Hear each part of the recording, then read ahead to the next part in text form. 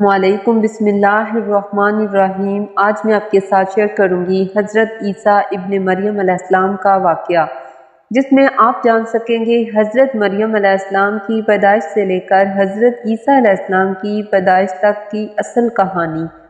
قرآن مجید میں حضرت مریم علیہ السلام کا تذکرہ کیا گیا ہے۔ اللہ تعالیٰ نے سورۃ ال عمران کی ابتدائی آیات میں عیسائیوں کے عقیدے کی تردید فرمائی۔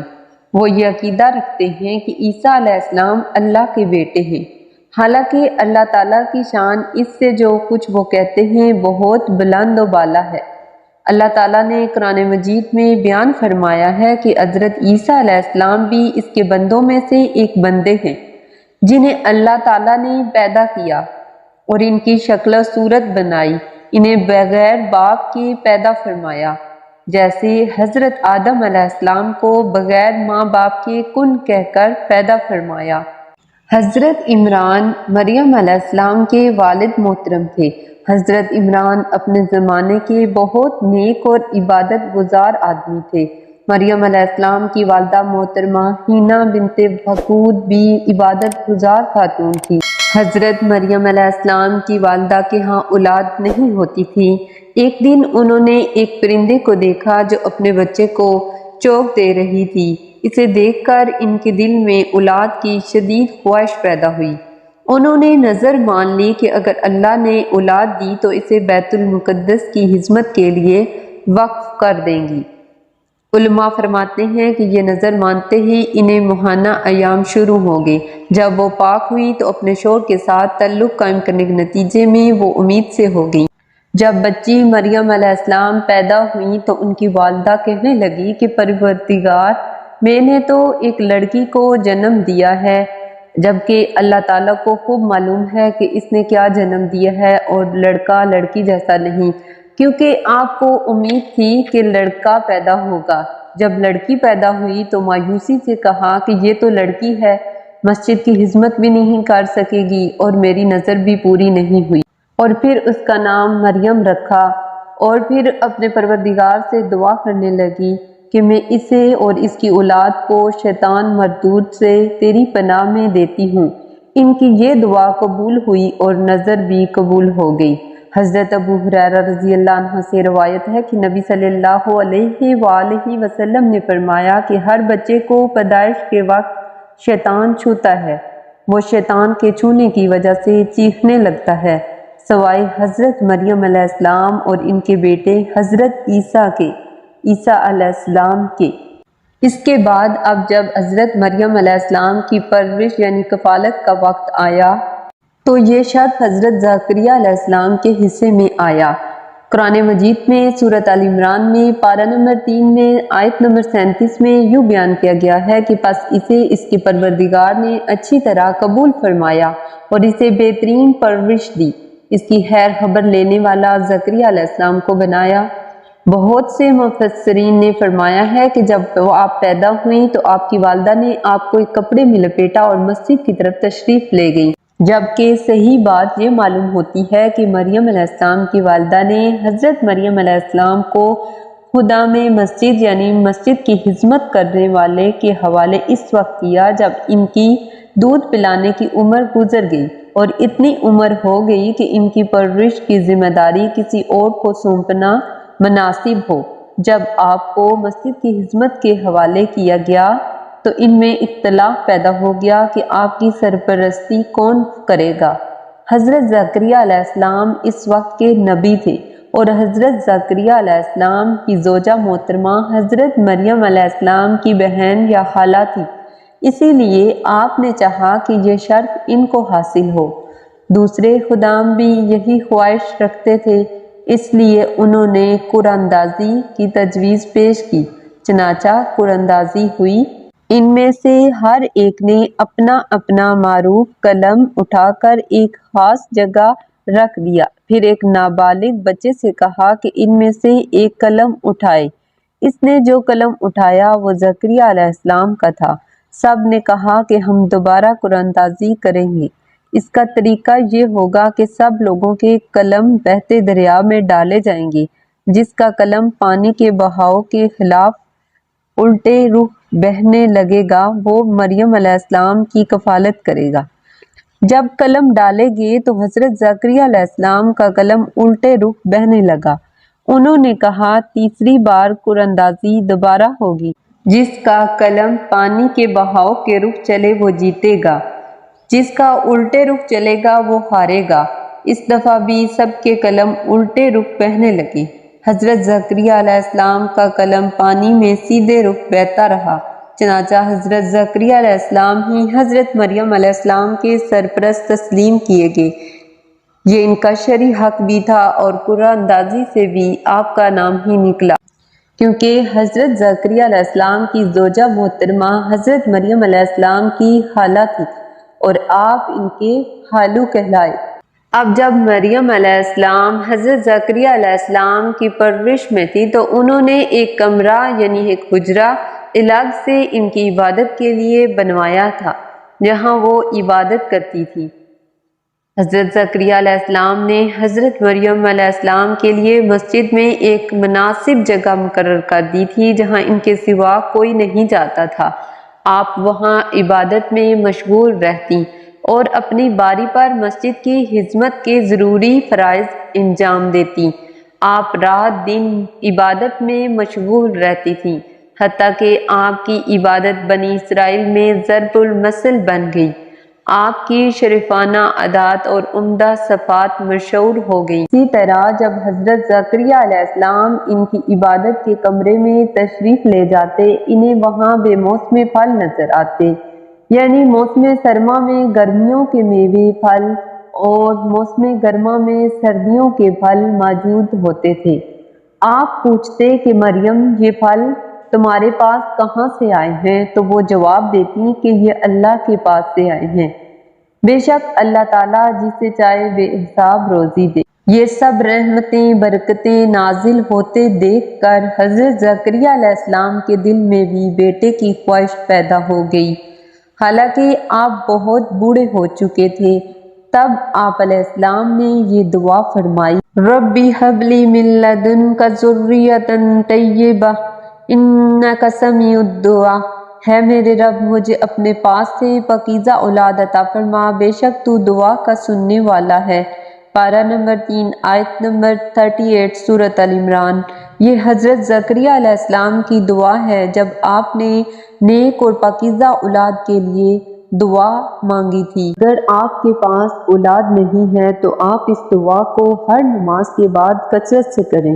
اب جب حضرت مریم علیہ السلام اپنی عبادت میں مشغول تھی تو فرشتوں نے حضرت مریم علیہ السلام کو خوشخبری دی کہ اللہ تعالیٰ نے انہیں اپنے زمانے کی تمام عورتوں میں بلند مقام عطا فرمایا ہے، انہیں اس شرف کے لیے منتخب فرما لیا ہے کہ ان کے ذریعے سے اللہ تعالیٰ بغیر باپ کے بچہ پیدا کرنے کی قدرت کا اظہار فرمائے گا۔ اس کے علاوہ یہ خوشخبری بھی دی کہ پیدا ہونے والا بچہ ایک معزز نبی ہوگا، وہ لوگوں سے اپنے گہوارے میں باتیں کرے گا، وہ بچپن میں ہی لوگوں کو توحید کی دعوت دے گا، ادیڑ عمر میں بھی۔ اس سے ثابت ہوا کہ آپ ادیڑ عمر کو پہنچیں گے اور اس عمر میں بھی لوگوں کو توحید کی طرف بلائیں گے۔ حضرت مریم علیہ السلام کو حکم دیا گیا کہ بکثرت عبادت اور رکوع اور سجود میں مشغول رہیں تاکہ اس عزت افزائی کی مستحق ثابت ہوں اور اس نعمت کا شکر ادا ہو۔ مجید میں اسے یوں بیان کیا گیا ہے کہ فرشتوں نے کہا، ہے مریم، اللہ تعالیٰ نے تجھے برگزیدہ کر لیا اور تجھے پاک کر دیا، سارے جہاں کی عورتوں میں سے تیرا انتخاب کر لیا، کیونکہ اللہ تعالیٰ نے اپنی کمال قدرت سے حضرت عیسیٰ علیہ السلام کو بغیر باپ کے پیدا فرمایا، جیسا کہ حضرت آدم علیہ السلام کو بغیر ماں باپ کے اور حضرت حوا کو بغیر ماں کے پیدا فرمایا۔ اللہ تعالیٰ نے اس واقعے کو سورۃ مریم میں تفصیل سے بیان کیا ہے کہ آپ پہلے جان چکے ہیں کہ حضرت مریم علیہ السلام کو ان کی والدہ محترمہ نے بیت المقدس کی خدمت کے لیے وقف کر دیا تھا۔ آپ کے سرپرست حضرت زکریا علیہ السلام تھے جو اللہ کے نبی تھے۔ انہوں نے آپ کے لیے ایک حجرہ مخصوص کر دیا تھا کہ آپ وہاں اللہ کی عبادت میں مشغول رہیں آپ نے اتنی محنت اور شوق سے اللہ کی عبادت کی کہ اس دور میں اس کی مثال نہیں ملتی۔ چنانچہ اللہ تعالیٰ نے بھی آپ پر خاص فضل کیا اور بے موسم پھل عطا فرمائے۔ آپ کو یہ بشارت دی کہ اللہ تعالیٰ آپ کو ایک بیٹا عطا فرمائے گا جو انتہائی پاک باز، معزز بلکہ ایک محترم نبی ہوگا جسے معجزات دیے جائیں گے۔ حضرت مریم علیہ السلام کو اس خوشخبری پر بہت تعجب بھی ہوا کیونکہ وہ شادی شدہ بھی نہ تھیں اور بدکار بھی نہ تھیں۔ ایک دن وہ کسی کام کے لیے مسجد سے نکلیں اور گھر کے لوگوں سے علیحدہ ہو کر ایک مشرقی مکان میں آئیں، یعنی مسجد اقصی کے مشرق کی طرف تشریف لے گئیں۔ اس وقت اللہ تعالیٰ نے ان کے پاس جبرائیل علیہ السلام کو بھیج دیا، پس وہ ان کے سامنے پورا آدمی بن کر ظاہر ہوئے تو انہوں نے فرشتے کو دیکھا تو اسے انسان سمجھ کر بولی، میں تجھ سے رحمان کی پناہ مانگتی ہوں اگر تو اللہ سے ڈرنے والا ہے۔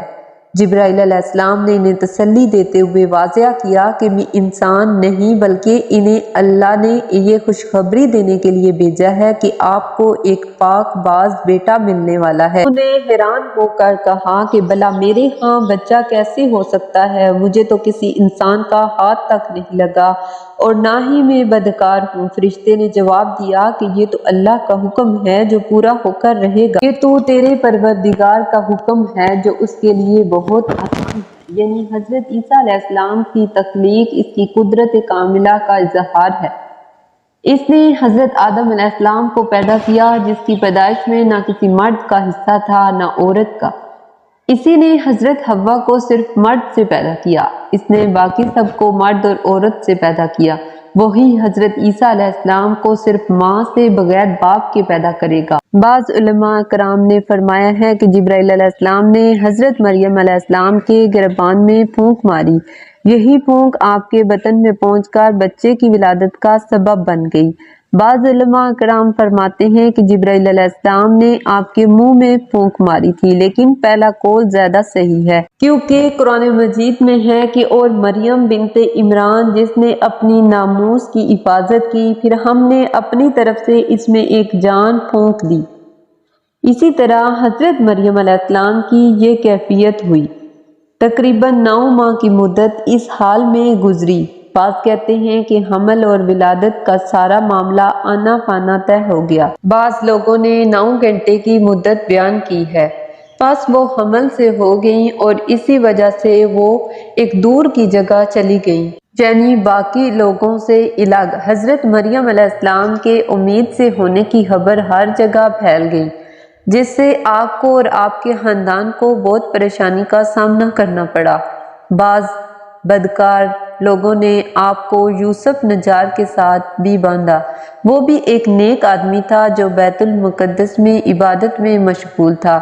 چنانچہ مریم علیہ السلام ان سب سے الگ ہو کر ایک دور دراز مقام پر تشریف لے گئی۔ پھر جب جسمانی طور پر ولادت کے درد سے دوچار تھی اور ذہنی طور پر مستقبل کے فکر میں گھری ہوئی تھی تو آپ کی زبان سے بے ساختہ نکلا، کاش میں اس سے پہلے ہی مر گئی ہوتی اور لوگوں کی یاد سے بھی بولی بصری ہو جاتی، کیونکہ آپ کو یقین تھا کہ لوگ آپ کی باتوں پر اعتبار نہیں کریں گے بلکہ الزام تراشی اور طعنے اور بدگمانی کا اظہار کریں گے۔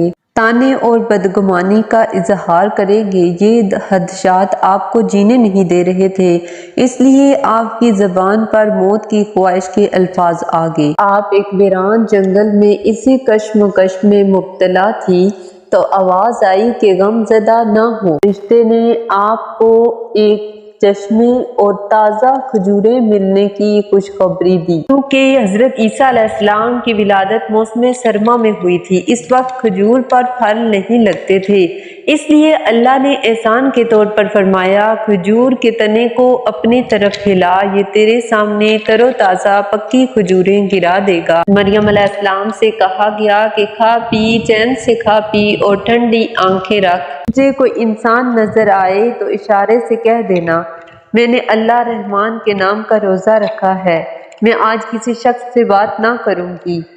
اب جب آپ کو اللہ کا حکم ہوا کہ آپ واپس اپنی قوم کی طرف جائیں تو وہ حضرت عیسیٰ علیہ السلام کو اٹھائے ہوئے اپنی قوم کے پاس آئیں۔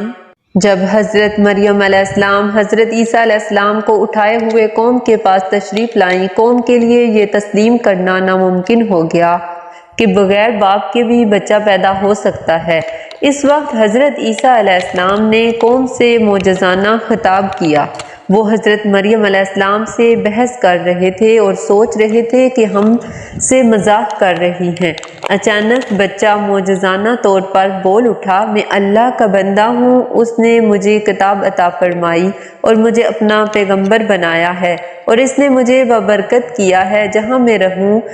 اس نے مجھے نماز اور زکوٰۃ کا حکم دیا ہے جب تک میں زندہ رہوں۔ اس نے مجھے اپنی والدہ کا خدمت گزار بنایا ہے، مجھے سرکش اور بدبخت نہیں کیا۔ مجھ پر میری پیدائش کے دن، میری موت کے دن اور جس دن میں دوبارہ زندہ کھڑا کیا جاؤں گا سلام ہی سلام ہے۔